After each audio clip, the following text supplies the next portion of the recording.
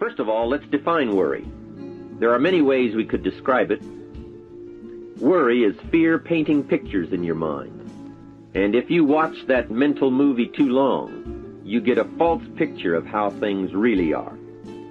Worry is a mental broadcasting station, and more often than not, it is false or at least distorted propaganda. Worry has that sneaky way of stopping short of giving you all the facts.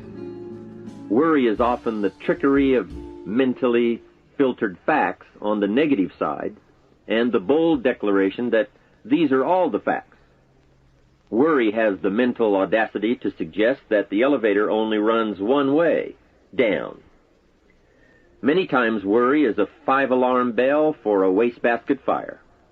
And worry is a depletion of constructive emotion. It's wasted mental energy. It's like letting the starter run the battery down when the car won't start. And worry is most often a lack of all the facts, a lack of full understanding, a lack of total information, and an unpreparedness of ability, knowledge, talent, courage, faith, and all the other virtues. That should give us a better definition of worry, and remember, left unchecked, it can become like a mad dog loose in the house, and the sorrow and pain and regret is too large a price to pay not to do something about it, and to do it now. You see, if you contemplated the total sum of human suffering long enough, it would drive you mad. You must understand how life is. Human suffering, man's inhumanity to man, war, disease, poverty. But it must be in what I call its rightful ratio of your mental and emotional time. So much for what worry is. The next question is, what can I do about it? What is the first step? My best advice on this is to first recognize worry for what it is, admit what it does, and then decide you now want to be free. It first starts with decision on your part. And may I add, well, you should decide. Why let worry continue to take money out of your pocket and bank account? Why let worry any longer keep you from becoming all you can be? Why let it rob you of better friendships, better business, better profits, better results, better communication, better family relations? Why impose your worry on others any longer? It's a burden you can get rid of and a monkey you can get off your back. Why not be rid of those sinking, nagging feelings that all is not going to be well, that you can't do it, that it won't work out for the best? Worry is undue concern that takes up too much of your mental and emotional time. Now, we must all be concerned. Hey, life is no joke except to the jokers. Life and how to live it is a serious matter. It is risky, full of peril, and there are constant threats to the good we want and to the pursuit of happiness. However, it is undue concern, or concern that takes up too much mental time, that begins the harm. It's like a family planning a wonderful trip. While they certainly should be concerned about the condition of the car, the tires, and making sure they pick the proper route, it would be foolish to allow themselves to be completely turned negative with the thought that they might crash and kill the entire family. If that were the case, even if they went, the entire trip would be turned into one nightmare of fear with the specter of chaos looming around every curve, rather than enjoying the wonderful trip they had planned for themselves and their family. A lot of people do that with their entire life. So, start to make these declarations. And if you mean it, they will start you on your way to confidence and adventure, free of the worry habit. Say first, I've had it with worry. I'm tired of being beaten down and hassled with all those negative mental pictures. I refuse to be tricked by false facts. I'm really not that weak. Never again do I want those sick feelings inside, those mental false alarms. I'm tired of the drain on my resources. I'm tired of the embarrassment of the lack of confidence. I don't want people, especially my family, to see me in this state anymore. I've got more to offer. I refuse to let my life be short-circuited any longer by letting my mind run wild with a distorted view of the facts, whether I bring it up or if it comes from someone else. Prove it to yourself. Think back over all the things that you worried about, all the fantastic, catastrophic events that your well-meaning advisors had told you were going to happen. Be pleased that none of them ever happened to you, or else you would not be alive today. 90% of the things you worry about never happen anyway. All of us have had these well-meaning advisors who want to appear larger in the eyes of those they wish to advise, and who immediately rear back and describe every single bad option they can think of that might possibly happen. By the time they have finished, the one who has come for some confidence and some help wonders why he even bothers to live anymore. And the fact is, those things are never really going to happen anyway. Bring to question now what your mind tells you or what others tell you, and pledge not to go for false alarms. "I've had it" is a good beginning. This first step will start you arguing with your worry thoughts. Soon you will start to examine your fears and worries to see if they are valid, and you won't let your mind play those mental tricks any longer. It is possible to destroy any emotion you have, including worry and fear, by a very simple process, and that is, analyze it to death. Drag it out on the table and look at it. Weigh it against all of your past experiences. Make sure this one can stand against all the past facts you have. You will now start to use worry instead of letting worry use you. It's a beginning, being in control instead of out of control. You will now let concern and the first signs of worry prompt you to learn, ask questions, and look at all sides in order to evaluate true, positive, constructive action. Now you can say, "I will let fear advise me of the facts, but I won't let fear tell me these are all the facts. Nor will I let fear determine my reaction to the facts. I will gladly take up the war of faith over doubt, reason over fear, and positive expectation over worry." So talk to yourself right now into a change of attitude. Be persuasive. Go all out. Show yourself the hell if you don't, and the good life of answers and progress if you do.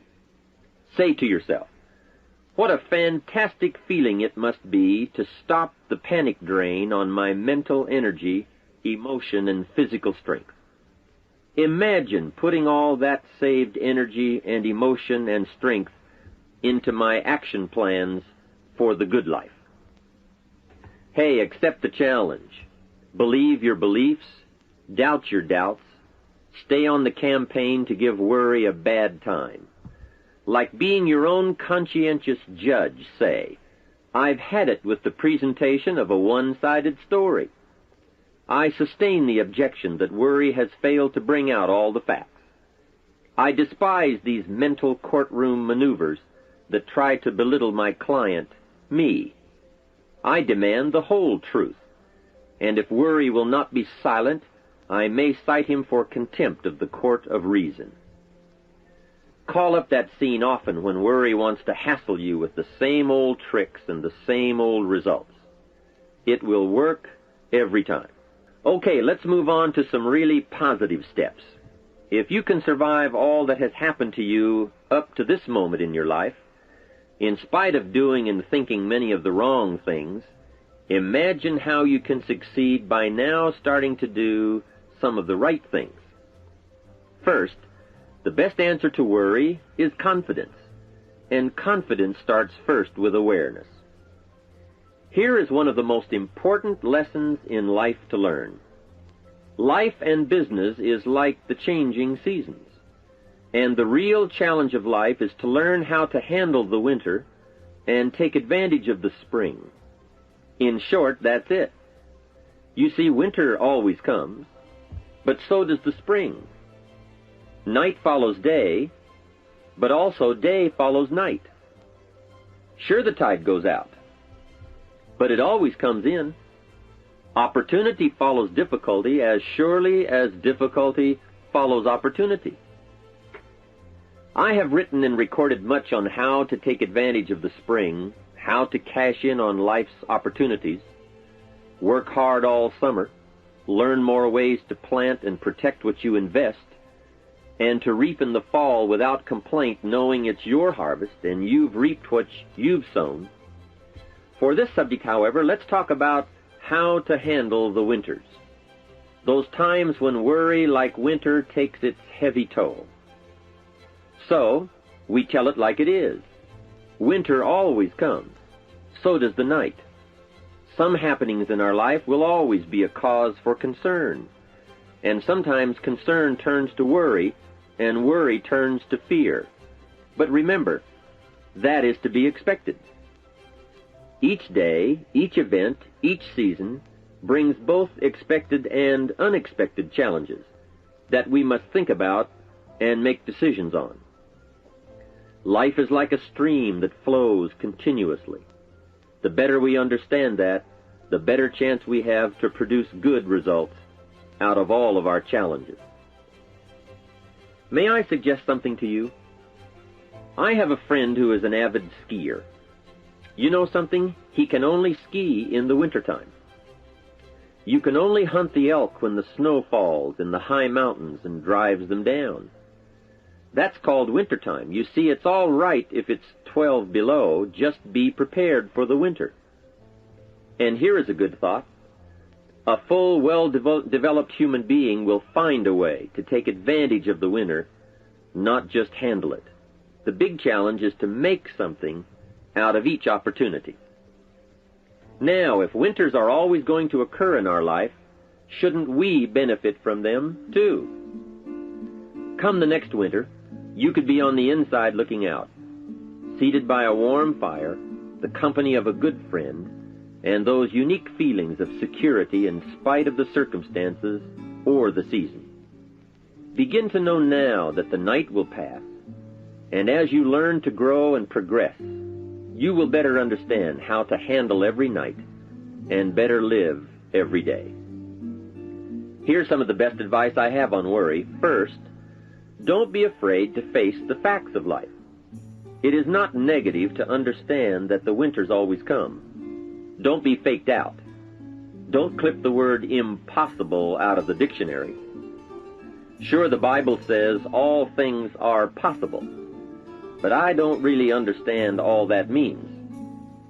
My daughters ask me, have you ever tried putting toothpaste back in the tube?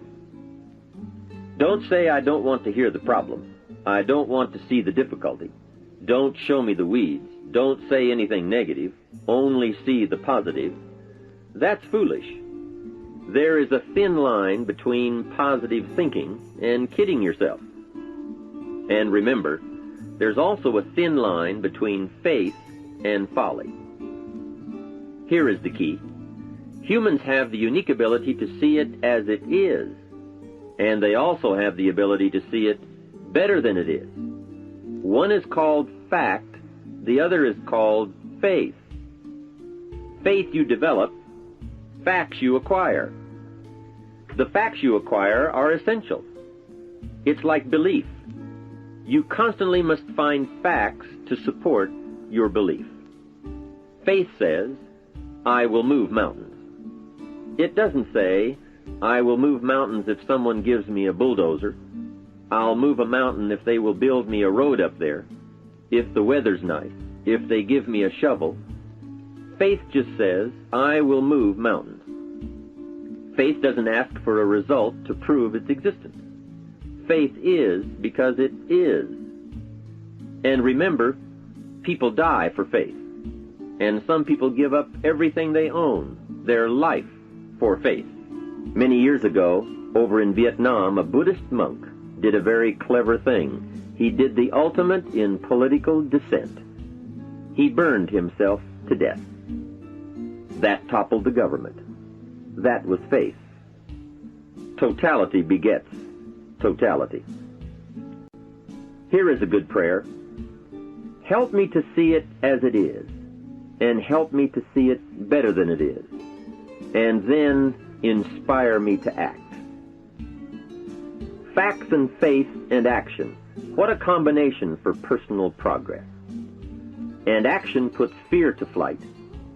An Old Testament phrase says, "Watch the ants, you sluggard. Consider their ways and be wise." Not a bad suggestion. The study of ants.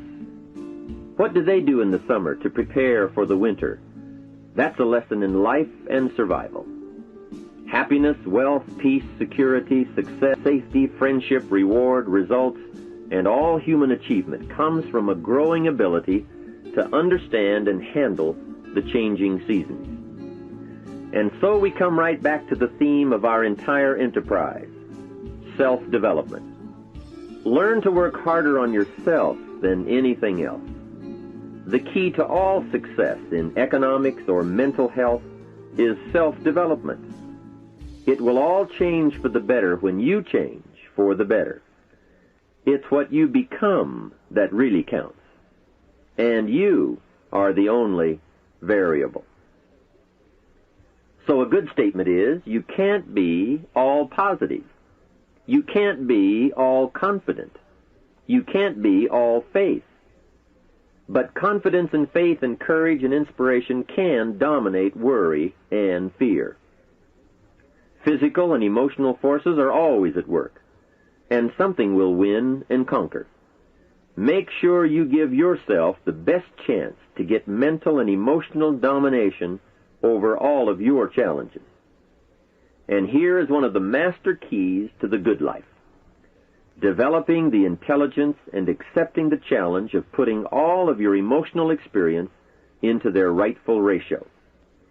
Beginning this progress can bring about the most dramatic changes. You see, disappointment is like winter. It always comes. It is foolish to say, "Don't be disappointed." But you must learn to discipline your disappointment. If it dominates 51% of your time, you're in trouble. Continued heavy disappointment is like 12 months of winter, and 12 months of winter leaves very little alive. Use the guidelines of seasons to adjust to all the meaningful things that happen to you. So concern, fear, and disappointment, like many human emotions, serve a useful purpose as long as they are kept in their rightful ratio. Left unattended, the weeds take over. Disappointment rules. Worry breaks loose. Fear gets the upper hand, and doubt moves in. But managed, worked, given human action with will and knowledge and purpose, and gardens overcome weeds. Faith overcomes doubt, and confidence pushes worry into a small place. The second major key to mastering worry is to respond. Build up inside of you that heavy desire to be free, to get on with building your life and lifestyle. Too much is waiting to delay. Take a new look at your opportunities. Figure out new ways to seize them immediately and make them work for you. And here is a key. Bring a new dedication that you will master yourself with enough discipline to be more than qualified to do the present job and prepare yourself for the next move up. Expose yourself to every stimulation possible that will put all this in perspective. Now let's move on to a very important point, and that is, the best answer to worry is confidence. First, self-confidence. I can better handle next winter. I have a strong shelter. It is stocked with supplies. I now know how to take advantage of the spring. I'm going to plant better crops and bigger crops. I can last through the summer. I won't quit this time. I'll study weeds and how to get rid of them. I'll be less frightened of the changing weather and the quick storms. In the fall, I will exercise more care and reap what I have without complaint and blame nothing for the amount of my harvest. I'll learn to save a fair portion so that I can survive the bad seasons when out of control the hailstorm comes and it all goes wrong. Now we must consider this.